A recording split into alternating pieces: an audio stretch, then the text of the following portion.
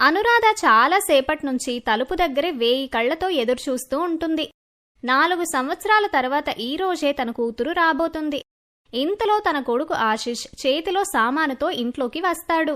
ఇదిగో అమ్మా, నువ్వు తెమ్మని అడిగిన సామాన్లన్నీ తీసుకొని వచ్చాను. చాలాసేపు అయింది కదా, ఇంకా అక్క రాలేదేంటి? హాహా, నేను కూడా అదే ఎదురు చూస్తున్నాన్రా. బహుశా వస్తూ ఉంటుంది. ఒక పని చేస్తాను, ఇంతలో నేను వెళ్ళి టీ పెట్టేస్తాను. వద్దమ్మా, నువ్వు ప్రశాంతంగా కూర్చో, ముందు అక్కని రానివ్వు. ఆశిష్ అలా అనటంతో అనురాధ అక్కడే కుర్చీలో కూర్చుని ఇన్ని సంవత్సరాలుగా తను ఇంకా తన పిల్లలతో కాలం ఎలా గడిచిందో గుర్తు చేసుకుంటూ ఉంటుంది. తన భర్త చనిపోయిన తర్వాత తన అత్తింటి వాళ్లు తన 2 పిల్లలతో సహా తన్ని ఇంట్లో నుంచి గెంటేస్తారు. వాళ్లందర్నీ చాలా ప్రాధేయపడినప్పటికీ తన వదిన ఇంకా మరిది కూడా కొంచెం కూడా కనికరం లేకుండా వాళ్లందర్నీ ఇంట్లో నుంచి పంపేస్తారు. అరే పో ఇక్కడి నుంచి. ఇప్పుడు ఇంకా నీ పిల్లల్ని చదివించి పోషించి ఆ తర్వాత వాళ్ళకి పెళ్లిళ్ళు కూడా చేయాలి. ఇంకా ఇలానే మిమ్మల్ని చూస్తూ కూర్చుంటే ఎలా? మాకింకా పిల్లలైనా లేరు. మరిది గారు, మీరైనా చెప్పండి, తను మీ సొంత అన్నయ్యే కదా. అన్నయ్య ఒకప్పుడు, ఇప్పుడు అలా ఎవరూ లేరు. అతను వెళ్ళిపోయినప్పుడే మన ఈ సంబంధాలన్నీ పోయాయి. అత్తమ్మా, మీరు మాతో చాలా ప్రేమగా ఉండేవాళ్లు కదా, కానీ ఎందుకిప్పుడు సడన్ గా మమ్మల్ని ఇంట్లో నుంచి పంపించేస్తున్నారు?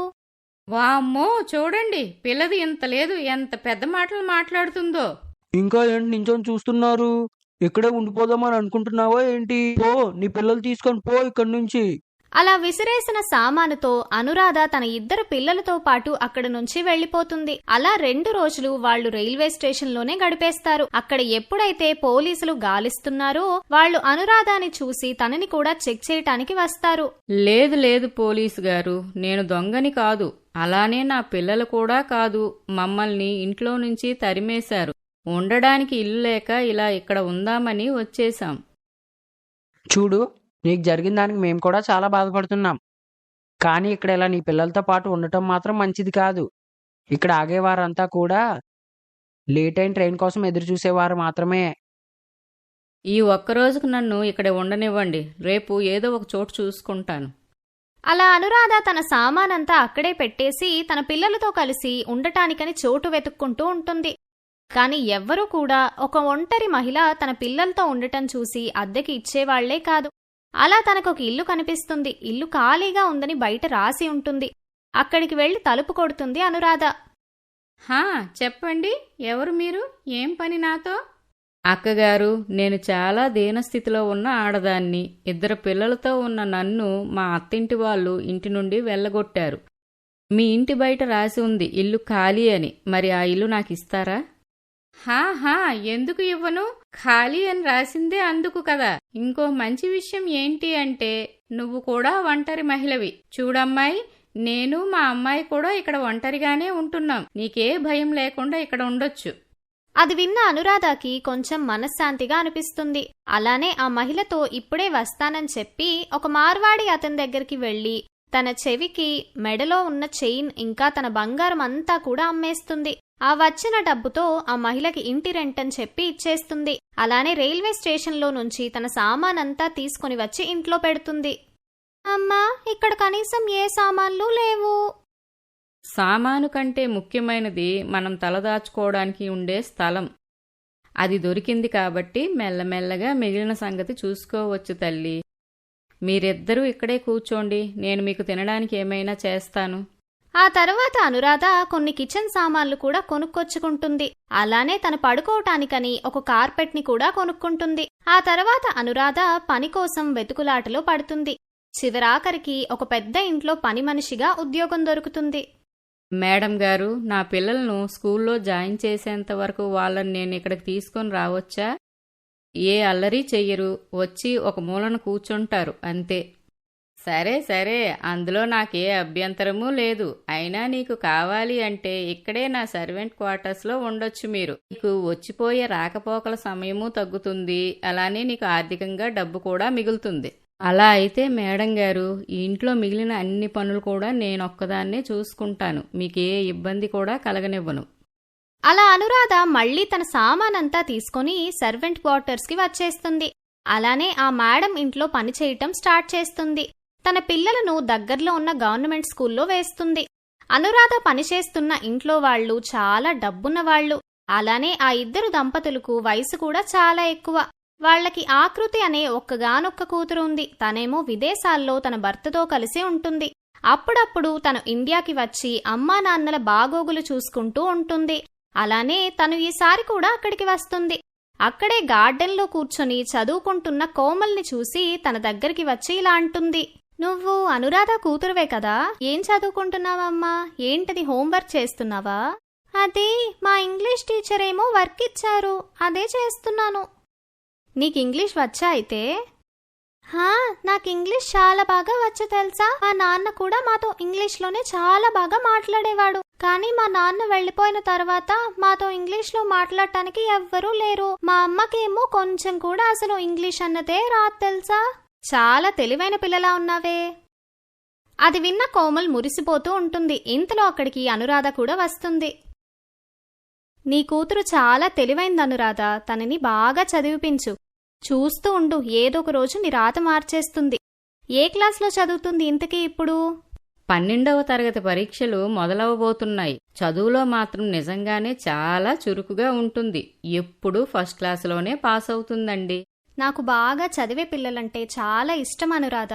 ఒకవేళ తనకి వేరే దేశంలో చదువుకునే ఇంట్రెస్ట్ ఉంటే నా దగ్గరికి పంపించు. నేను కూడా వేరే కంట్రీలో ఎన్జిఓలో పనిచేస్తున్నాను. అదంతా సరే మేడం గారు, కానీ మాలాంటి పేదవాళ్ళు వేరే దేశంకి మా అమ్మాయిని ఎలా పంపించగలం? అంత డబ్బు, బట్టలు, ఇంకా అవసరమైన సామాను. బాబోయ్, వద్దు వద్దు, ఇక్కడే ఏదోలా చదివిస్తాను. ఏదైనా మొత్తానికి నీ ఇష్టంలే, కానీ నా వంతుగా ఒక మాట చెప్పానంతే. ఒకవేళ తనకు సామర్థ్యం ఉంది అంటే అది నువ్వే గమనించాలి. కానీ బొగ్గు గనుల్లోనే వజ్రాలు కూడా ఉంటాయని మర్చిపోకు. అలా చెప్పి తను తన దేశానికి వెళ్లిపోతుంది. అలా 2 నెలల తర్వాత తను మళ్లీ ఇండియాకి వస్తుంది. కోమల్ రిజల్ట్ కూడా వచ్చేస్తుంది. అలా కోమల్ 12th క్లాస్లో చాలా మంచి ర్యాంక్తో పాస్ అవుతుంది. ఈ విషయం తెలిసిన ఆకృతి చాలా సంతోషపడుతుంది. అలానే మళ్లీ ఇంకొకసారి అనురాధాని విదేశీ చదువు గురించి అడుగుతుంది. చూడు, నేను భారం అంతా నీ మీదే పెట్టాలని అనుకోవటం లేదు. తన చదువుతో పాటుగా అక్కడే ఏదైనా పార్ట్ టైం కూడా చేసుకుంటుంది. అలా తన ఖర్చులు తను చూసుకుంటుంది. ఇంకా మీ అమ్మాయికి వయసు కూడా ఉంది కదా, తను చక్కగా చదువుకొని ప్రయోజకురాలైతే నీకెంత సహాయంగా అవుతుందో ఒక్కసారి ఆలోచించు. ఇదంతా విన్నాక అనురాధకి కూడా సరే అనిపిస్తుంది. అలా ఆకృతి కావలసినవన్నీ కూడా సిద్ధం చేయిస్తుంది. అప్పుడు కోమల్ని తనతో పాటు తీసుకెళ్తుంది. అలా అనురాధ ఇంకా ఆశిష్ మాత్రం ఇండియాలోనే ఉండిపోతారు. ఆశిష్ కూడా పగలు రాత్రి కష్టపడి చదువుకుంటూ ఉంటాడు. మధ్య మధ్యలో కోమల్ ఫోన్ కూడా చేస్తుండేది. అనురాధ ఇదంతా ఆలోచిస్తూ ఉండగా ఇంతలో ఆశిష్ గట్టిగా అరుస్తాడు, అమ్మా, అక్క వచ్చేసింది అని. కాని అనురాధ కోమల్ని చూసి అస్సలు గుర్తుపట్టలేకపోతుంది. తనచ్చం ఇంగ్లీష్ పిల్లలా ఉంటుంది. ఎలా ఉన్నావు మమ్మీ? ఆశిష్, నువ్వెలా ఉన్నావు? చాలా పొడుగ్గా అయిపోయావు. నేను బాగున్నాను తల్లి, కానీ నువ్వు ఎంత మారిపోయావు. అచ్చం ఆ తెల్లదొరల్లానే ఉన్నావు. నిజంగానే నువ్వు అంగ్రేజ్ వాళ్ళలా అయిపోయావు అనుకుంటా అక్క. అమ్మని మమ్మీ అంటున్నావు. ఎక్కడికి వెళ్తే అక్కడి వాళ్ళలా అయిపోతాం మరి. అయినా మమ్మీ, నాకు చాలా ఆకలిగా ఉంది. నాకు చాలా ఇష్టమైన పప్పన్నం చేసావా లేదా నువ్వు? ఆహా, చేశాను తల్లి. అందరూ కలిసి భోజనం చేశాక కోమల్ వాళ్ల కోసం తెచ్చిన గిఫ్ట్లన్నీ తీసుకొచ్చి ఇస్తుంది. అమ్మా, నీకు తెలుసా, నేను అక్కడే ఒక కంపెనీలో ఇంటర్వ్యూ ఇచ్చాను. అది చాలా పెద్ద కంపెనీ. నేను దానిలో సెలెక్ట్ కూడా అయిపోయానమ్మా.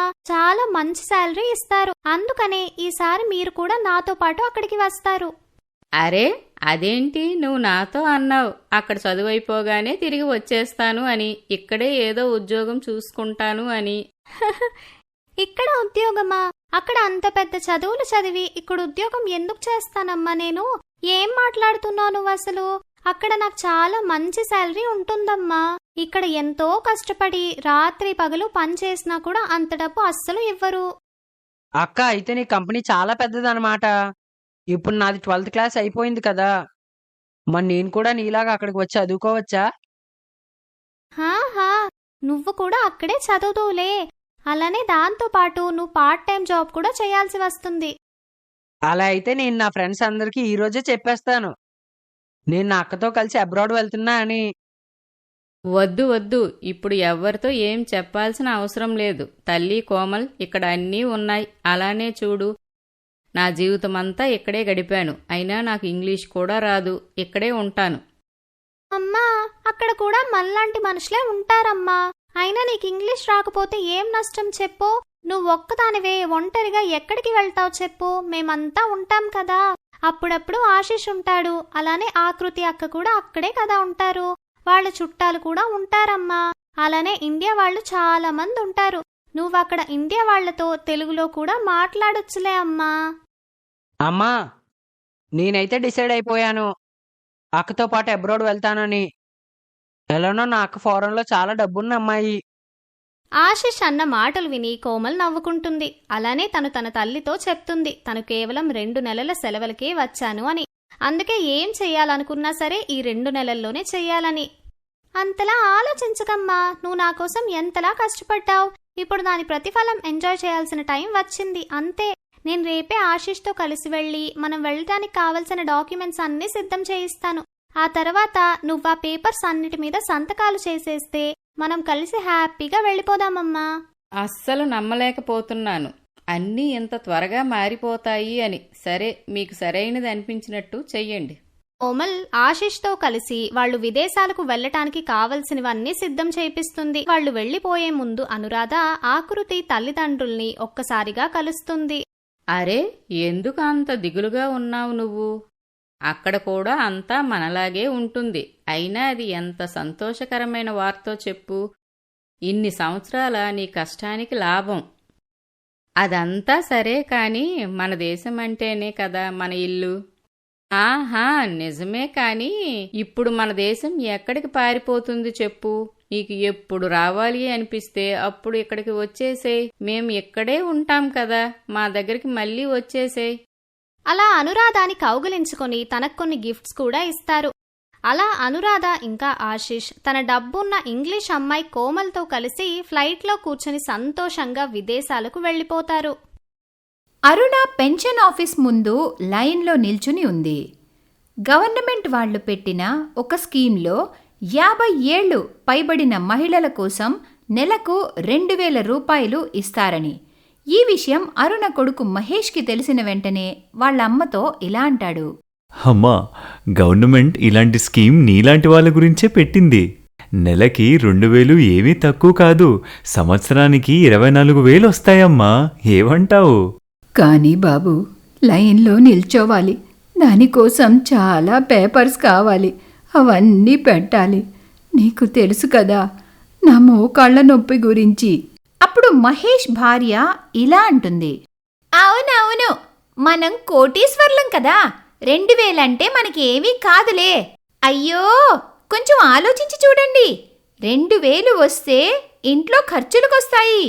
మహేష్కి కూడా కొంచెం ఆదా అవుతుంది. అవి పిల్లల చదువులకి పనికొస్తాయి కదా. మనలాంటి మిడిల్ క్లాస్ వాళ్ళకి ఇలాంటి చిన్న చిన్న లాభాలొస్తే మీరు అది కూడా చేయలేరా?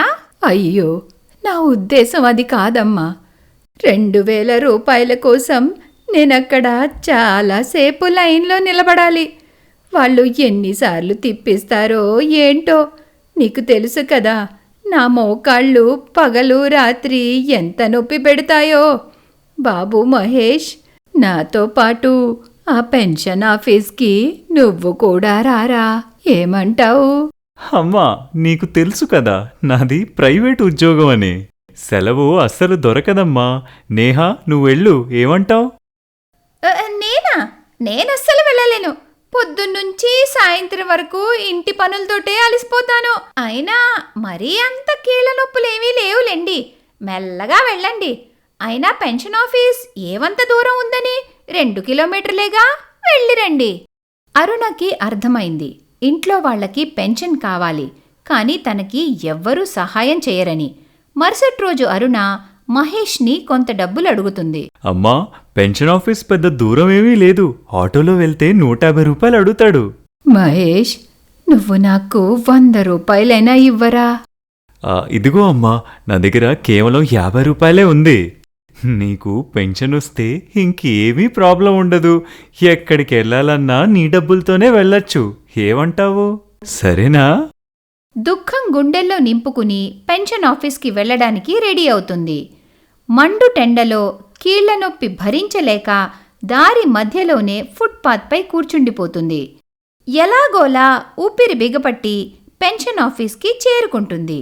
అక్కడ చాలా పెద్ద లైన్ ఉంటుంది.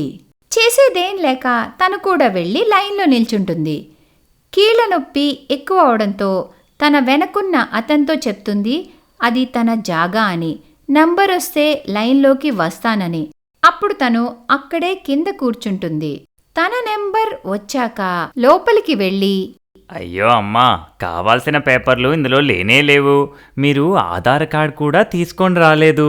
సరే నాయనా, నేను తీసుకొస్తాను, కానీ ఈ పేపర్లు నీ దగ్గరే పెట్టుకో. లేదమ్మా, అన్ని పేపర్లు ఒకేసారి తీసుకొనిరా. పక్కకి జరుగు, వెనక చూడు ఎంత పెద్ద క్యూ ఉందో. నీకేంటి, ఇంట్లో పనిపాట ఏమీ ఉండదు, వచ్చి లైన్లో నిలబడతారు. మీతో పాటు ఇంట్లో వాళ్ళు ఎవ్వరూ రారు. అది విని అరుణ కంగారు పడుతుంది. వణుకుతున్న చేతులతో తన పేపర్స్ని తీసుకుని ఎలాగోలా ఇంటికి చేరుకుంటుంది. ఇంటికి చేరాక, మీకు డబ్బులు చెట్లుకు కాస్తున్నట్టున్నాయి, 50 రూపాయలు వేస్ట్ చేశారు. రేపు మళ్ళీ వెళ్ళాలంటే మళ్ళీ 50 రూపాయలు వేస్టేనా? ఇందులో నా తప్పేం లేదు నేహా. నేను మహేష్తో ముందే చెప్పాను అన్ని పేపర్లు ఇవ్వమని. నాకెలా తెలుస్తుంది? సరేలేండి, అందరికీ తెలుసు, మీకు కూడా తెలుసు ఆధార్ కార్డు ఈ రోజుల్లో అన్నిటికీ అవసరమని. రేపు మళ్ళీ 50 రూపాయలు తీసుకెళ్ళండి. మరుసటి రోజు అరుణ అన్ని పేపర్స్ తీసుకుని పొద్దున్నే పెన్షన్ ఆఫీస్కి వెళ్తుంది. అక్కడికి వెళ్ళిన వెంటనే తన పని పూర్తయిపోతుంది. అమ్మా, వచ్చే నెల నుండి మీ అకౌంట్లో డబ్బులు పడతాయి. బ్యాంక్ వెళ్ళి మీ డబ్బులు తీసుకోండి, సరేనా? ఆ తర్వాత అరుణ మండు టెండలో నెమ్మదిగా నడుచుకుని ఇంటికొస్తుంది. తన కీళ్ల నొప్పులు చాలా ఎక్కువ అవుతాయి. ఇంటికి రాగానే మంచపై పడుకుంటుంది. ఈరోజైనా పని అయ్యిందా? అయ్యిందమ్మా, ఈరోజు పని పూర్తయింది. ఓ గ్లాసు చల్లని మంచినీళ్లు తెచ్చిస్తావా? తెస్తాను, ఇప్పుడే చల్లటి నీళ్లు తెస్తాను. సాయంత్రం మహేష్ ఇంటికొచ్చాక నేహా మహేష్తో మాట్లాడుతుండగా వాళ్ల మాటలు అరుణ చెవిన పడతాయి. చూడండి, అత్తయ్య గారికి పెన్షన్ వస్తుంది. వచ్చే నెల ఆమెతో మీరే బ్యాంక్కి వెళ్ళండి. గుర్తుపెట్టుకోండి, డబ్బులు ఆవిడ చేతికి ఇవ్వకండి. డబ్బులు మీ దగ్గరే ఉంచండి. ఆవిడికి కావాల్సింది 3 పూటల భోజనమేగా, అది మనం ఎలాగూ పెడుతున్నాము. ఒక్కసారి ఇమాజిన్ చేసుకోండి, నెల 2000 మనం దాచిపెడితే సంవత్సరానికి 24,000 అవుతాయండి. కానీ అమ్మ డబ్బులు ఇవ్వకపోతే? ఎందుకివ్వరు? మీరు చెప్పండి, ఈ నెల మీకు కొంచెం డబ్బులు అవసరం ఉందని. చూడు, 2000 వస్తే ఇంటికి చాలా ఉపయోగపడుతుంది. ఆ డబ్బులతో బోలెడు సామాన్లు కొనుక్కోవచ్చు. ఏమంటావు? ఇది కూడా బానే ఉందండి. ఇక మనం ఆదా చేసిన డబ్బులతో ఏదైనా వస్తువు కొనుక్కోవచ్చు. అయితే నేను అమ్మతో బ్యాంకుకి వెళ్లాల్సిందేనా? వెళ్తే ఏమవుతుంది? నెలకు ఒక్కసారేగా. అరుణ వంటింట్లోకి వెళ్ళి నీళ్లు తాగి తన గదిలోని కూర్చుని ఆలోచిస్తూ ఉంటుంది. టైంతో పాటు అన్నీ మారిపోతాయి. ఇలాంటి పిల్లల కోసమా మనం దేవుణ్ణి ప్రార్థించేది? జీవితాంతం వారికి తోడుగా ఉంటాం. ఈ ముసలి వయసులో వారికి భారం అయిపోయామా అన్న భావన కలిగిస్తున్నారు. ఈ గవర్నమెంట్ ఏమనుకుంటుంది? ఇలాంటి పెన్షన్ స్కీమ్లతో నాలాంటి ముసలివారికి సహాయం చేస్తున్నారా? అస్సలు కాదు. రాబందులను పోషిస్తున్నట్లు అనిపిస్తుంది. పిల్లలు ఆ డబ్బుల కోసం వాళ్ళ తల్లిదండ్రులని గంటలు గంటలు లైన్లో నిలబెడుతున్నారు. తర్వాత వారి దగ్గర నుండి డబ్బులు లాగేసుకుంటున్నారు. దీనికన్నా గవర్నమెంట్ వృద్ధుల కోసం వృద్ధాశ్రమాలు కట్టించినా చాలా బాగుండేది. ఏం చేస్తాము? మరుసటి రోజు ఉదయం, అమ్మా, వచ్చే నెల 2-3 తేదీల్లో నీ పెన్షన్ వస్తుంది. నీకు తోడుగా వస్తాను. లేదులే బాబు, అవసరం లేదులే. ఈ కీళ్ల నొప్పుతో పెన్షన్ చేయించుకోవడానికి వెళ్ళగలిగిన దాన్ని ఆ పెన్షన్ తీసుకోవడానికి వెళ్ళలేనా ఏంటి? ఎలాగోలా వెళ్తాలే. అమ్మా, నీకు తెలుసుగా నేను ఎంత బిజీగా ఉంటానో. అయితే మరి పెన్షన్ వచ్చే రోజు మాత్రం నీకు పని ఉండదా? అరుణ నిలదీస్తుంటే కోడలికి తిక్క రేగుతుంది. అప్పుడు కోపంతో, చూశారండి, ఇంకా పెన్షనే చేతికి రాలేదు, అప్పుడే కొమ్ములొచ్చేశాయి. అరే, మీరేమనుకుంటున్నారు? మీ 2000 రూపాయలతోనే మేం బతుకుతున్నామా ఏంటి? ఆయన పని పక్కన పెట్టి మీతో బ్యాంక్ దాకా తోడు వస్తున్నారు మీ డబ్బుల కోసం. అది కనిపించడం లేదా? మీ ఆశకు అంతుండాలి. అవును కోడలా, కరెక్ట్గా చెప్పావు. ఆశకు అంతుండాలి. డబ్బులు రాగానే నీ భర్తకి నన్ను బ్యాంకుకు తీసుకువెళ్ళేటంత టైం ఉంది. కానీ పెన్షన్ చేయించడానికి మాత్రం నాకు 50 రూపాయలు ఇవ్వడానికి కూడా చేతులు రాలేదు. నువ్వు చెప్పింది నిజమేనమ్మా, ఆశకి అంతుండాలి. అయ్యో అమ్మా, అది అప్పుడు నా దగ్గర డబ్బులు లేవంతే. అవునరా, నీ దగ్గర అసలు డబ్బులే లేవు. అందుకనేనా ఆ రోజు సాయంత్రం స్వీట్లు తీసుకొచ్చావు? ఎందుకంటే నీ పెళ్ళాం అడిగింది కదా. అయ్య బాబోయ్, నేనస్సలు అనుకోలేదు మీరింత తెలివైన వారని. మీకు నేను స్వీట్స్ తింటే కూడా ప్రాబ్లమేనా? నేను స్వీట్ ప్యాకెట్టు మీకు పెన్షన్ వచ్చిందన్న ఆనందంతో తెమ్మన్నానండి. అర్థమైందా అత్తయ్య? అవునమ్మా, అందుకే నాకు ఆ స్వీట్స్లోంచి ఒక చిన్న ముక్క కూడా పెట్టలేదు. చాలింకాపండి, వచ్చిన దగ్గర నుండి చూస్తున్నాను ఏదేదో మాట్లాడుతున్నారు. 3 పూటలా తింటున్నారుగా, ఇంకా ఖర్చులవుతాయి. ఏమైపోతుందంట మీ పెన్షన్ మాకు ఇస్తే? 2000కి ఈ రోజుల్లో ఏం వస్తుందని? కానీ వచ్చే నెల మహేష్ పెన్షన్ తీసుకోవడానికి అరుణతో బ్యాంకుకి వెళ్తాడు. తను అక్కడే డబ్బులు తీసుకొని తన జేబులో పెట్టేసుకుంటాడు. నేహ చాలా సంతోషిస్తుంది. కానీ పెన్షన్ తీసుకున్న అరుణకు మాత్రం ఏ ఆనందమూ లేదు. ఎందుకంటే తన చేతిలో అసలు ఒక్క పైసా కూడా లేదు. కానీ తనకు 3 పూటల సమయానికి భోజనం పెట్టేసేవారు. ఇలానే 6 నెలలు గడిచాయి. మహేష్ ప్రతి నెల పెన్షన్ డబ్బులు తన జేబులో పెట్టుకుని అక్కడి నుండి అతను తల్లిని రిక్షా ఎక్కించి ఇంటికి పంపించేసేవాడు. 6 నెలల తర్వాత ఒకసారి ఇద్దరూ పెన్షన్ తీసుకోవడానికి వెళ్ళినప్పుడు, మేడం, ఏదో ఇష్యూ వచ్చింది, మళ్ళీ మీ పేపర్స్ అన్నీ సబ్మిట్ చేయాలి. కానీ ప్రతి నెల నాకు పెన్షన్ వస్తుంది, సడన్గా ఏమైంది? మేడం, ఇలాంటి చిన్న చిన్న మిస్టేక్స్ అవుతూ ఉంటాయి. మీరు పేపర్స్ తీసుకొని రండి, నేను మళ్ళీ చేసి పెడతాను. బ్యాంక్ నుండి బయటకొచ్చాక, అమ్మా, నువ్వొక పని చెయ్యి. ఇప్పుడు నువ్వు రిక్షాలో ఇంటికెళ్ళిపో. రేపొచ్చి అన్ని పేపర్లు సబ్మిట్ చేయి, సరేనా? బాబూ, నీకు తెలుసుగా నా కీళ్ల నొప్పుల సంగతి.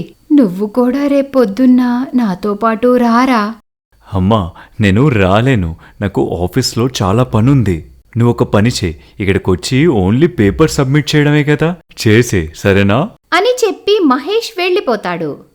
ఒక మహిళ పెన్షన్ తీసుకోవడానికి వచ్చి అరుణ భుజంపై చెయ్యి వేస్తుంది. అక్కా, మీ కొడుకు కేవలం పెన్షన్ తీసుకోవడానికే మీతో వచ్చాడనుకుంటాను. అవునమ్మా, అదే నిజం. 6 నెలల్లో ప్రతి నెల నాతో పెన్షన్ తీసుకోవడానికి వస్తాడు. ఈరోజు కొంచెం తేడా వచ్చేసరికి ఏదో చెప్తున్నాడు. ఎవరో గాని నిజమే చెప్పారు, మీ పిల్లల్ని చూసి గర్వపడకండి అని. అయితే నువ్వు కూడా నీ సత్తా చూపించక్కా. నువ్వు వాళ్ళ దగ్గర ఎందుకుంటున్నావు? నీకు పెన్షన్ వస్తుందిగా, నువ్వు ఆశ్రమంలో ఉండు. 3 పూటల భోజనం దొరుకుతుంది, మిగిలింది దాచుకోవచ్చు. నీ జీవితం నువ్వనుకుంటున్నట్లు జీవించు, అందులోనే నీకు ఆనందం ఉంది. కొడుకు కోడలు నీ డబ్బులు మాత్రమే ఆశిస్తారు. కొద్ది రోజుల తర్వాత అరుణకి పెన్షన్ రావడం మొదలవుతుంది. కానీ తన చేతిలో చిల్లి గవ్వ కూడా ఉండదు. అప్పుడు అరుణ ఒక నిర్ణయం తీసుకుంటుంది. అరుణ తన కొడుకు కోడలతో ఇలా అంటుంది, బాబు మహేష్, నేను ఒక నిర్ణయం తీసుకున్నాను. ఇకపై నా పెన్షన్ డబ్బులు నా దగ్గరే ఉంచుకుంటానయ్యా. ఎందుకో? మీకు డబ్బులు అవసరమేముందో? మీ ఖర్చంతా ఆయనే చూస్తున్నారుగా. లేదమ్మా కోడలా, వాడు నాకు ఏమీ ఖర్చు పెట్టడం లేదు. గవర్నమెంట్ నాకు 2000 రూపాయలు పెన్షన్ ఇస్తుంది. అది మీరిద్దరూ లాగేసుకుంటున్నారు. అమ్మా, నువ్వు ఏంటి ఇలా మాట్లాడుతున్నావు? నీ ఖర్చు చాలా అవుతుంది, నీకు తెలీదు కాబోలు. లేదురా, నాకలా అనిపించడం లేదు. ఎందుకంటే నా మందులు గవర్నమెంట్ హాస్పిటల్ నుంచి తెచ్చుకుంటాను. ఇంకా 2000 రేషన్ నాకెందుకు అవుతుందయ్యా? సరే అయితే మీ 2000 మీరే ఉంచుకుని ఈ ఇంట్లోంచి వెళ్ళిపోండి. లేదు నేహా, ఈ ఇంట్లోంచి నేను వెళ్ళను. మహేష్ వాళ్ళ నాన్నగారు ఇదొక్కటే మంచి పని చేశారు. ఈ ఇల్లు నా పేర రాశారు. నేను తలుచుకుంటే ఇప్పటికిప్పుడే మిమ్మల్ని బయటికి పంపించగలను. అరుణ అలా అనడంతో భార్యాభర్తలిద్దరూ నోరు మూసుకుంటారు. నేను వయసైన వృద్ధురాల్ని, ఏమీ మాట్లాడడం లేదంటే దాని అర్థం నేను చేతకానిదాన్ననా? అస్సలు కాదు. ఈ ఇల్లు నాది. నాకు పెన్షన్ వస్తుంది. నేను గర్వంగా బతకగలను. ఇప్పుడిక మీరే ఆలోచించుకోండి, ఇక్కడ ఉండాలా లేదా అని. మీ ఇద్దరికీ అర్థమైందా? అరుణ అలా అనడంతో మహేష్ మరియు నేహా క్షమించమని అడుగుతారు. ఆ తరువాత అరుణ గర్వంగా తలెత్తుకొని బతుకుతుంది.